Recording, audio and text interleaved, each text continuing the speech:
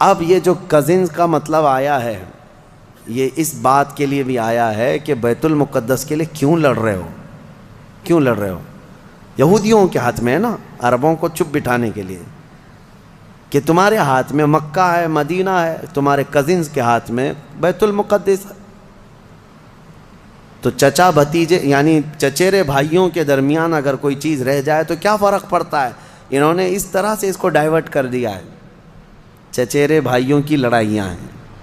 خیر یہ ایک مسئلہ اپنی جگہ پر۔ اب میں آتا ہوں ہمارے یہاں کے اندھ بھکتوں کے لیے جو یہودیوں کی چاٹتے ہیں اور ان کو اپنا آقا و ماوا تسلیم کرتے ہیں، اسرائیل کے گلے سے گلے لگتے ہیں، ہمارے صاحب بھی جا کر کے گلے لگتے ہیں۔ آپ کو پتہ ہے اسرائیل کے پرائم منسٹر سے بڑی گہری دوستی ہے، لیکن ان کو پتہ نہیں اسرائیل کے سارے لوگ بتوں کو توڑتے ہیں، بتوں کی پوجا نہیں کرتے۔ وہ یہودی ہیں نا، تو یہ ان سے پوچھیں کہ تمہارے باپ داداؤں میں سے یا خاص طور پر ابراہیم علیہ السلام نے تو بتوں کو توڑ مارا تھا، تو یہ وہاں پر نہیں سوال کریں گے کیونکہ یہودی ہیں، پاور ان کے پاس ہے، تو گلے لگ جاؤ، گلے لگ جاؤ، جہاں جہاں پاور دکھے گا وہاں پر گلے لگ جاؤ، اور جہاں غریب ہیں وہاں گائے کا پیشاب یاد آئے گا، وہی پورے جنگ کا ذریعہ بن جاتا ہے۔ ہاں بیسک وجہ یہاں پر بن جاتی ہے۔ بہرحال یہ دغلی پالیسی ہے۔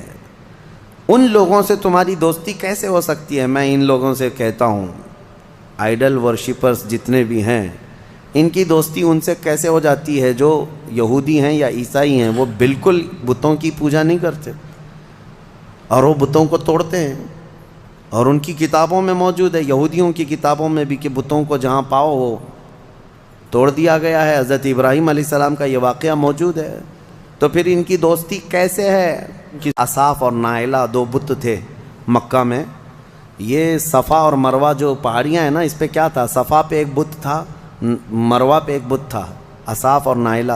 یہ دو کون تھے پتہ ہے؟ تاریخ میں یہ بتایا گیا یہ دونوں دو عاشق تھے قبیلہ بنو جرہم کے، اور ایسے کہ یہ چھپ چھپ کر کے اپنے خاندانوں سے گناہ بھی کرتے تھے، زنا بھی کرتے تھے، اور ان کے خاندان والوں نے جب دونوں پر پابندی لگا دی تو ایک بار یہ حج کے قافلے میں آئے اور خانہ کعبہ کے پاس بھی انہوں نے بدکاری کی کوشش کی۔ ابھی کوشش کر رہے تھے تب اللہ تبارک و تعالیٰ نے ان پر عذاب نازل فرمایا اور ان کے پورے جسم پتھر کے بن گئے تھے۔ تو برسوں تک ان کے اسی جسم کو لوگ کھڑا کرتے تھے اور ان پر جوتیاں مارتے تھے۔ پھر دھیرے دھیرے